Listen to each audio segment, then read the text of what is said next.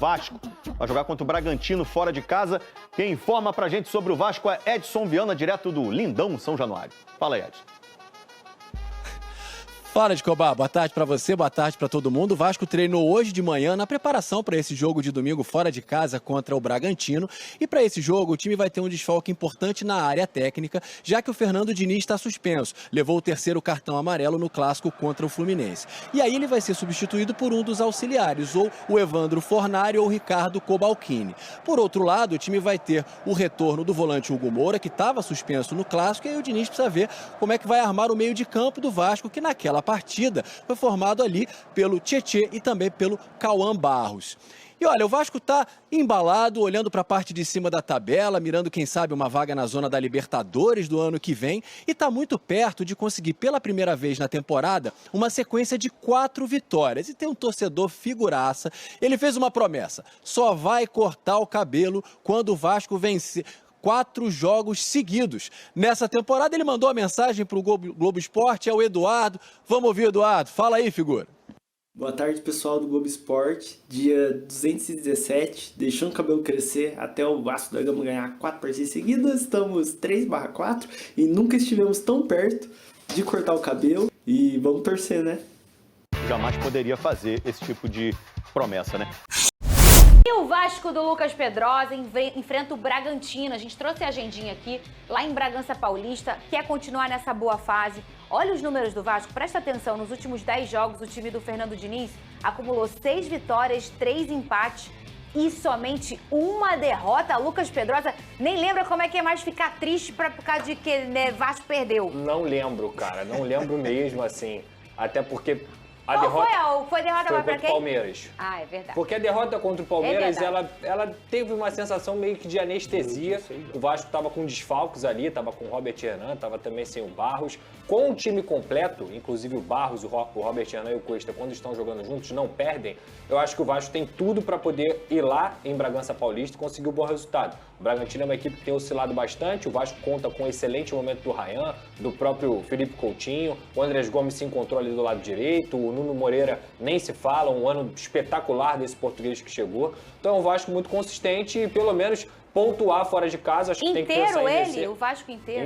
Inteiro. Tem que pensar em vencer, cara. Pensar em vencer e continuar olhando as primeiras posições. Você vê, Tartá, o Vasco chegando à sua dupla de zaga, o Barros acontecendo. Foi contra o Botafogo o jogo do Barros? Foi, né? Foi contra o Botafogo esse primeiro jogo do Barros, ele como titular na Copa do Brasil, tá? Sim, junto com o Jair. E aí você já dá outra cara pro Vasco e outros números também. Uma solidez defensiva, né? Hoje é outro Vasco, né? O Vasco foi muito feliz nas contratações que acabou fazendo aí nessa temporada. Dedo do Pedrinho e de toda aquela comissão lá. Realmente hoje é outro Vasco, a gente vê um Vasco muito forte, muito competitivo. Fisicamente, os jogadores assim, de alto nível. Sim. E hoje também tem uma zaga que propõe aquilo que o Fernando Diniz mais gosta de fazer. Então tudo isso potencializa demais esse time do Vasco. Bota na tela a arte, meu filho. Aqui, ó. Lá na terra da linguiça, John na tela, Ryan na tela, 18h30. Boa noite. Falando em Ryan, Gol do Ryan hoje.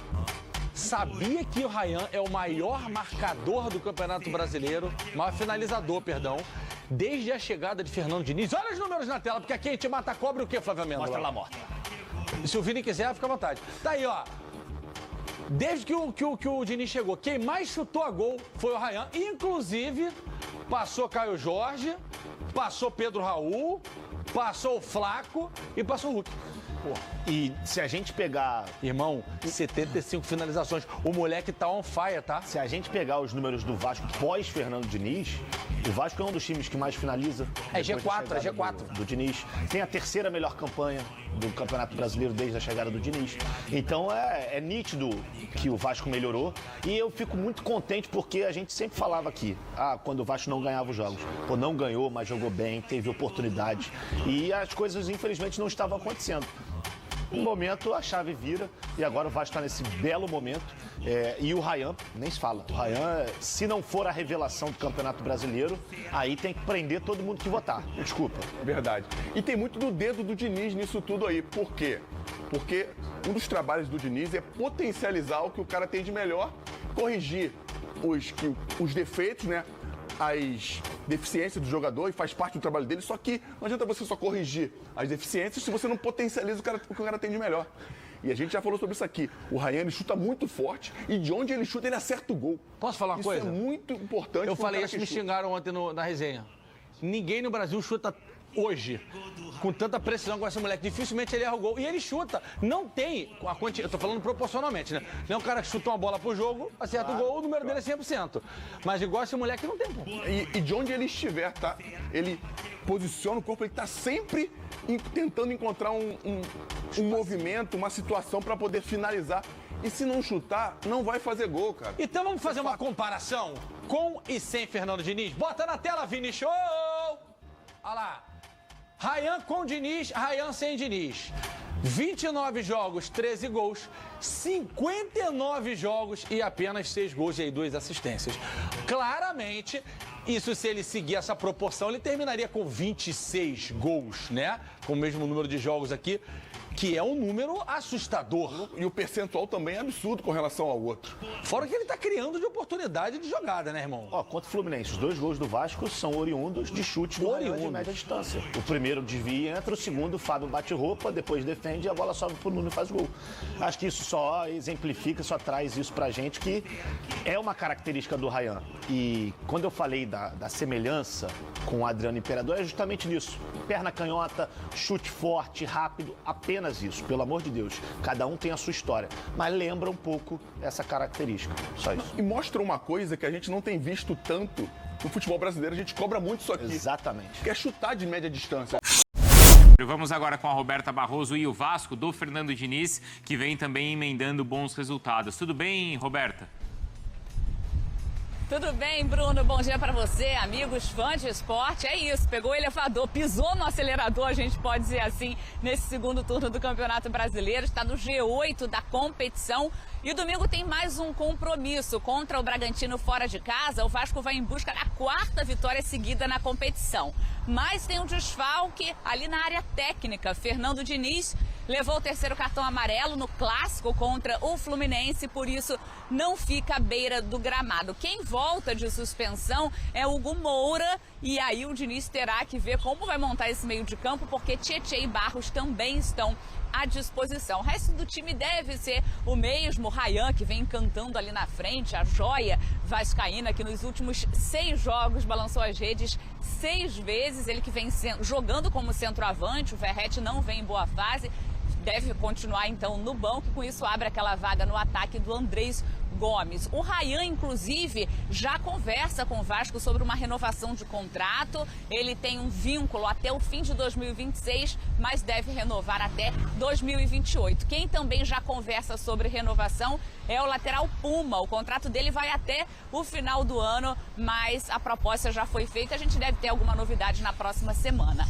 Agora, segundo o GE, uma comissão formada por conselheiros do Vasco, essa comissão foi montada para investigar a SAF vascaína, e eles fizeram um relatório que apontaram irregularidades em relação à SAF, como pagamentos suspeitos. Então, essa questão está sendo vista. A defesa tem 15 dias para responder esse relatório. 21 pessoas foram indiciadas e, caso se comprove tudo isso, essas pessoas podem ser excluídas do quadro social. Mas é isso, Vasco e Bragantino no domingo. O Vasco olhando para cima, querendo uma vaga na Libertadores. Bruno.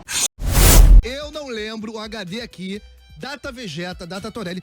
O Rafael Machado falou, já tava pensando em falar, ele já falou no chat. Eu não lembro um período que a torcida do Vasco deixou de comparecer. Que fez eco que nem já vi. A torcida do Vasco é muito maior que essa. Não, o Flamengo já fez. Mais do que o Vasco. Já deixou de comparecer. Nem lembro dos times horríveis do Eurico ali da década de 2000. Lembra? Teve quando caiu. Agora. Não, mas ela ia no jogo em São Januário. Então, ela deixou de comparecer. São Januário vazio, você lembra? Sim, agora recentemente. Mas aí em forma de protesto. Não foi assim, nós não estamos indo. Foi um protesto. Uma coisa pontual, pontual e tal. Mas deixou de ir. Foi lá 5 mil, mas de fato, a média de 15 mil. Eu fiz a Série B do Vasco, horrorosa, com Kleber Gladiador, com Douglas Pança de Cadela. Fabrício Barriga de Volante. cadela, prenha.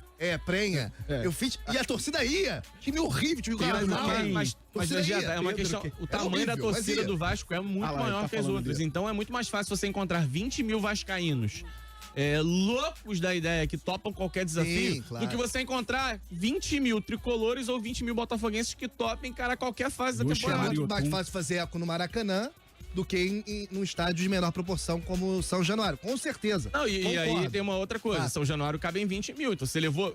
Gente, se o Vasco tivesse estádio pra 40, 50, estaria lotando provavelmente quase todo o jogo.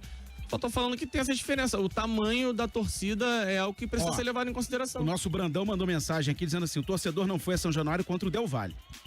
Aí, a informação. O Vinícius Freire falou. Mas acho que em forma de protesto também ou não? Não, que já tinha tomado também. Engraçado que em 23 e 24 tava ruim a situação. Não tava. O Fluminense tinha as maiores médias do Brasil. Pô, mas assim... Mas não tava ruim, tava bom. 23, em 23, 24, olha o ano do Fluminense. Mesmo que você não disputasse o título do Brasileiro, a grande campanha na Libertadores acaba por rebote, impulsionando o torcedor a comparecer ao estádio.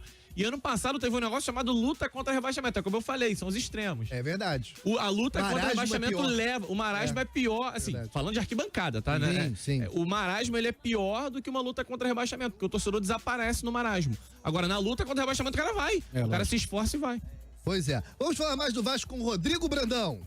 Muito bem, Vegeta. E o Vasco realiza hoje mais um treino no CT Moacir Barbosa. Vai ser o penúltimo antes da viagem para Bragança Paulista, onde a equipe vai encarar o Red Bull Bragantino domingo, 18h30, pela 30ª rodada do Campeonato Brasileiro. E o Vasco precisa aproveitar o momento positivo que está vivendo e aproveitar também o mau momento vivido pelo Red Bull Bragantino. A equipe vem em queda livre depois de um bom início. Para se ter uma ideia, Vegeta, apesar de ocupar nesse momento a 10ª colocação do campeonato, a 3 pontos atrás do Vasco, a equipe é a 18ª na tabela do segundo turno do Brasileirão. Só tem 9 pontos. Dos últimos 16 jogos foram apenas 2 vitórias. Exatamente o oposto do Vasco, que começou muito mal o Brasileiro e nas últimas rodadas vem tendo um desempenho bem satisfatório. O Vasco hoje é o 8º colocado e na tabela do retorno é o 3º, atrás apenas dos líderes Palmeiras e Flamengo. Domingo, portanto, é jogo para vencer. E para isso o técnico Fernando Diniz vai contar com o time completo.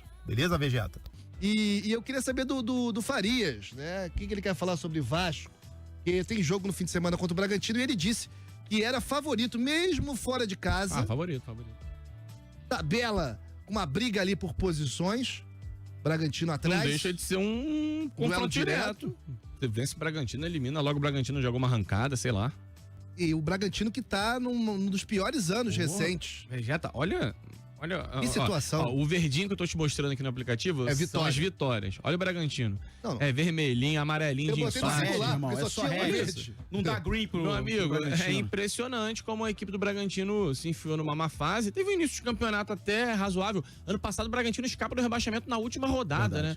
Acaba se livrando, aí cai o Criciúma, cai o Atlético Paranaense.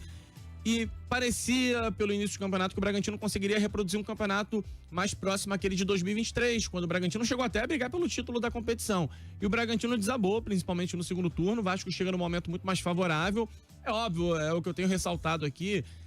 O Vasco, ele vive um momento legal, a sequência é extremamente produtiva, tá perdendo muito pouco, né? Praticamente não perde a equipe do Diniz. Só que também não dá para imaginar que o Vasco chega a ponto de passar o carro em todo mundo. O Vasco vai ter que apresentar uma atuação com um nível de dedicação tão próximo quanto aquele que apresentou no Clássico contra o Fluminense, quanto que apresentou na Copa do Brasil contra o Botafogo, naquela sequência difícil, né, que envolveu confrontos contra Cruzeiro, Bahia, Palmeiras, Flamengo. O Vasco vai ter que reproduzir esse nível de atuação.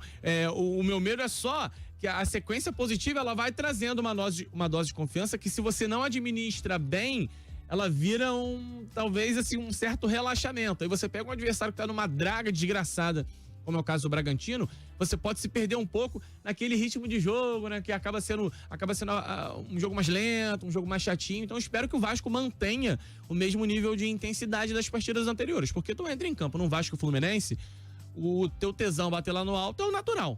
Agora um Vasco Bragantino pode trazer um outro perfil de jogo e o Vasco não pode se dar o luxo de não jogar no seu máximo de intensidade. Até para manter essa boa sequência e tentar, de alguma forma, se aproximar mais um pouquinho ali de G6 e G4. O único jogo que destoou mesmo foi o 3-0 pro Palmeiras.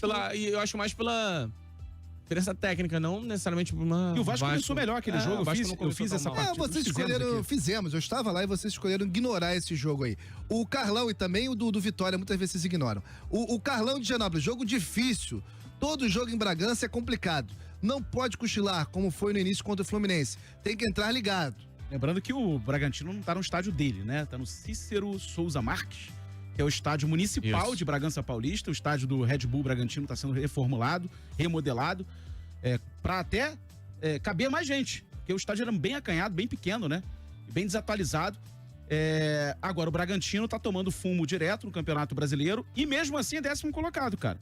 Tá ali. Primeiro turno, né? Bom início de campeonato. Bom início de campeonato. E se fizer 3 pontos em cima do Vasco, que eu acho que não vai fazer, eu acho que o Vasco ganha essa partida, ele entra também na briga por uma vaga na próxima Libertadores da América. Você lembrou muito bem do Bragantino, foi o Farias de 2023? Foi. O último jogo do campeonato de 23 é um gostoso Vasco e Bragantino em São Januário. Toda hora vocês lembram desse jogo também. Estávamos com o Léo Pinheiro. Vocês estão ficando velhos, sabia? Você tá velho já. Eu tô velho. Eu sou o segundo mais velho da equipe. Pois é. Bragantino 6º colocado em 2023 e o Vasco 15º. Mas e o Vasco conseguiu uma vitória gigantesca, né? E escapa do rebaixamento. Se é Vasco, tá na colina.